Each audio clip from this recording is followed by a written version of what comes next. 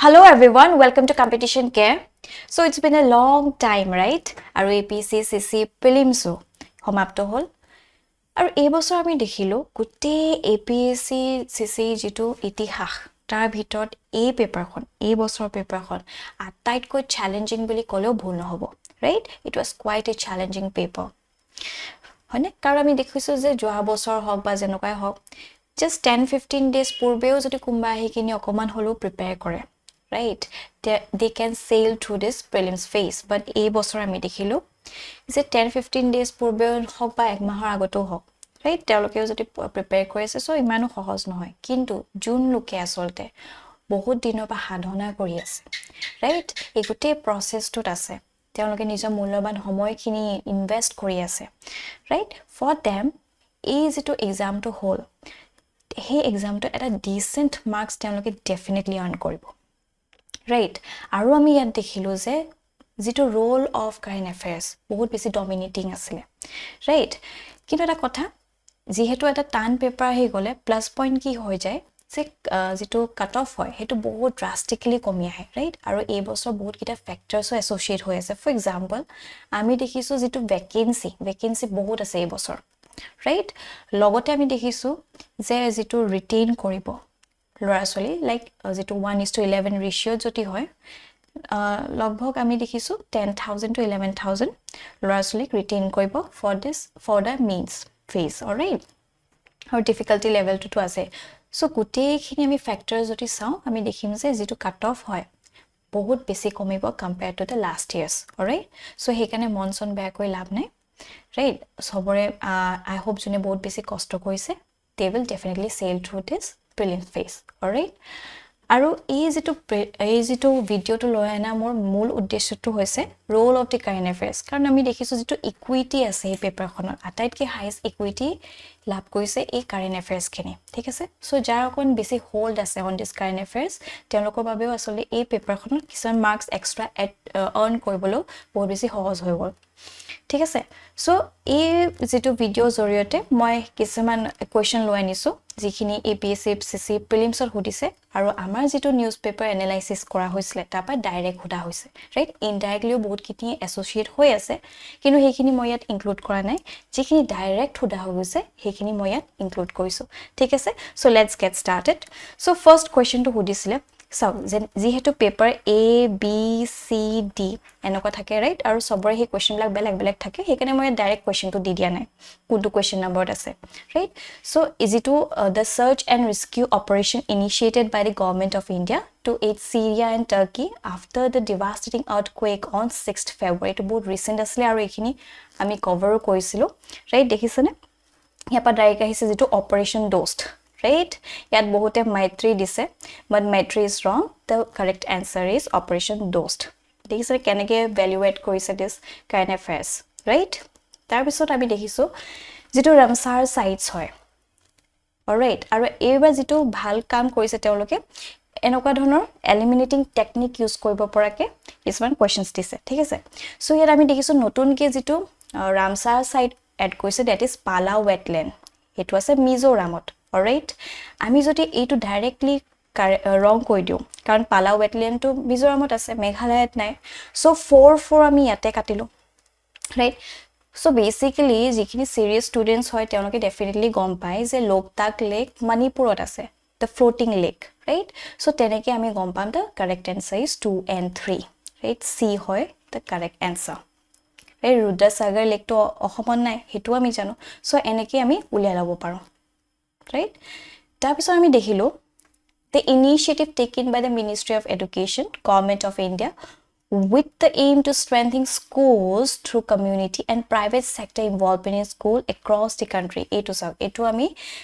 discuss koislo amar news analysis ot Vidyanjali 2.0 jot amar Assam top koisile, thik ase? Assam top koisile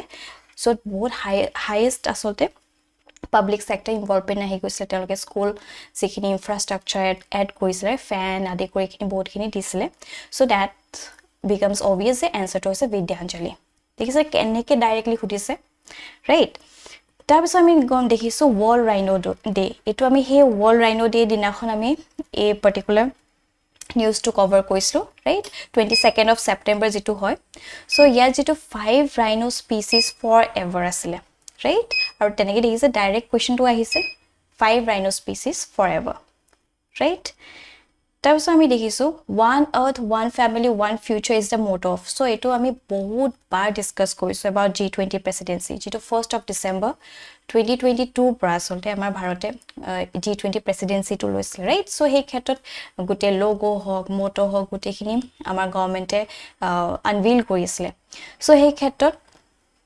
আমি দেখিছো one earth one family one future to logo হয় right motto হয় যেটো বাসুদেৱা কুটুম্বকম হয় right so তাৰ পৰা direct এই প্ৰশ্নটো আহিছে so G20 যেটো হয় দিল্লী সামিট 2023 কাৰণে এই পাৰ্টিকুলাৰ মটৰটো ৰাখা হৈছিল right তাৰ পিছত আমি দেখিম যে considering the following statements regarding Golden Globe Award song Natu Natu right etu recent asle আমি বেছি দিন হোৱাই নাছিল এটো ডিসকাস কৰা যেটো এলিফেন্ট হুইস্পাৰ আৰু এই নাটু নাটু সংটোৱে অস্কাৰছ পাইছিল ৰাইট ইন্ডিয়াত অস্কাৰ বুলি আমি ডিসকাস কৰিছিলো সো ইয়াত সক বিউটিটো কেনেকে হয় ইয়াত কলে the song is choreographed by Prabhu Deva যত মই ডাইৰেক্টলি দেখাইছিলো যে this song was choreographed by Prem Rakshit so once this three statement we get it wrong right 3 wrong so obviously আমাৰ ওচৰত কি থাকিলে answer 1 and 2 right so this is the correct answer দেখিছৰে কেনেকৈ আমি এনসাৰটো উলিয়াই লব পাৰো তাৰ পিছত আমি দেখিলো যে মিলেটৰ লগত মই কৈছিলো আগতে যে মিলেট ৰিলেটেড এটা হলটো কোৱেশ্চন ডেফিনেটলি আহিব কাৰণ মিলেটটো বহুত বেছি হাইপ লৈ আছে ৰাইট ইন্টাৰনেশ্যনেল ইয়াৰ অফ মিলেটটো হয় আমাৰ অসমতো বহুতখিনি কৰিছে মিলেট ৰিলেটেড ৰাইট সো ইয়াৰ পৰা ডাইৰেক্টলি আমি দেখিছিলো মিলেটৰ কথা কি ধৰণে 2023 টো ইন্টাৰনেশ্যনেল ইয়াৰ অফ মিলেটছ হয় লগতে ইণ্ডিয়াৰ লাৰ্জেষ্ট প্ৰডিউচাৰ হয় right so India sponsored the proposal 2018 ote তেওঁলোকে আমাৰ ভাৰতত ন্যাশনাল মিলেট ডে পতা হৈছিল তাৰ পিছত তেওঁলোকে এই প্ৰপোজালটো দিছে যে পাতিব লাগে সো গুটে গিটা আনসাৰে কাৰেক্ট হয় ৰাইট তাৰ পিছত আমি দেখিলো about সিপ্ৰি কথা হদিছে সব সিপ্ৰি কথা বেছি দিন হোৱাই নাছিল আমি জাস্ট ডিসকাস কৰিছো যে ভাৰত হৈছে top ইম্পৰ্টাৰ of this defense weapons right weapons ক্ষেত্ৰ আমি সো ইন্ডিয়া আটাইতকৈ বেছি ইম্পৰ্ট কৰে হি গুটে ডাটাটো দিয়া হৈছে তো তাপাই আমি গম পাইছো সিপ্ৰি ফুল ফৰ্ম কি হয় ষ্টকহোম ইন্টাৰনেশ্যনেল হয় সো ইয়াপা আমি কি গম পালো এটোটো হবই নৰে সুইডেনটো নহব ৰাইট সো তেনেকে আমি গম পালো কি ষ্টকহোম ইন্টাৰনেশ্যনেল পিস ৰিসাৰ্চ টো এটো 3 টো হবই লাগিব 1 টো ৰং হৈ যোৱা লগে লগে এই দুটা ভুল হল right 2 3 এ থাকিলে আৰু 3 and 4 থাকিলে so it is not located in Gothenburg আমাৰ হাতত থাকিল কি its full form is Stockholm International Peace Research Institute logote headquarter kore ase Solna ase so this is obvious right amar answer ki hobo 3 and 4 alright tar pisot ami dekhisu G20 members so e membership bahut bar moi dekhaisu kun kun ase right monot rakhibolo khub সহজ hoy je Argentina Australia A duta ase taso B eta ase C duta ase France ase Germany ase taso India ase right jeke A B C D নাই European union আছে তেনেকে মনত ৰাখিব পাৰে FG France আছে Germany আছে I Indonesia Italy Japan Mexico Russia so এনেকে আমি উলাই লব পাৰো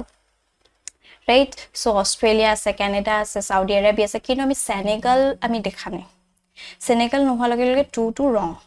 ৰাইট সো 2 টো ৰং তাছ আমি দেখিছো যে পেৰু কংগো সাউথ আফ্ৰিকা নাই ৰাইট সাউথ আফ্ৰিকা আছে কিন্তু পেৰু কংগো নাই ঠিক আছে সো তেনেকেও ৰং হৈ গল সো আমাৰ হাত থাকিল কি 1 and 3 থাকিল right so the correct answer is B so এনেকে আমি হে আনসাৰটো উলাই লব পাৰিম ৰাইট তাৰপিছত আমি দেখিলো যে who among the following was not মনত ৰাখিব not been awarded Padma Shri in 2023 এটো জাস্ট আমি ডিসকাস কৰিছিলো আমাৰ ডেইলি নিউজপেপাৰ এনালাইসিছত ৰাইট যত হেমপ্ৰপা চুটিয়া তেওঁ পাইছিলে তাৰপিছত হেমচন্দ্ৰ গোস্বামী দেৱে পাইছিলে তাৰ পিছত ৰামুক ওয়াংগি নেওমিয়ে পাইছিলে ৰাইট কিন্তু নিপন গোস্বামী পোৱা নাছিলে ৰাইট তেওঁৰ মৃত্যু ঘটিছে কিন্তু তেওঁ পোৱা নাছিলে সো এই কিজনেহে পাইছিলে ৰাইট সো ইয়াৰ পৰা কাৰেক্ট আনসাৰ কোন হ'ব নিপন গোস্বামী ৰাইট তাৰপিছত আমি দেখিছো নীল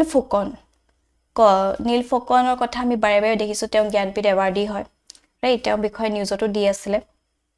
তেওঁ মৃত্যু হোৱাৰ কাৰণে সেই ক্ষেত্ৰত আমি গুটে তেওঁ বিষয় চাইছিলো তাত কিন্তু তাত no way it was mentioned about his presidency in the Assam Sahitya Sabha right এটো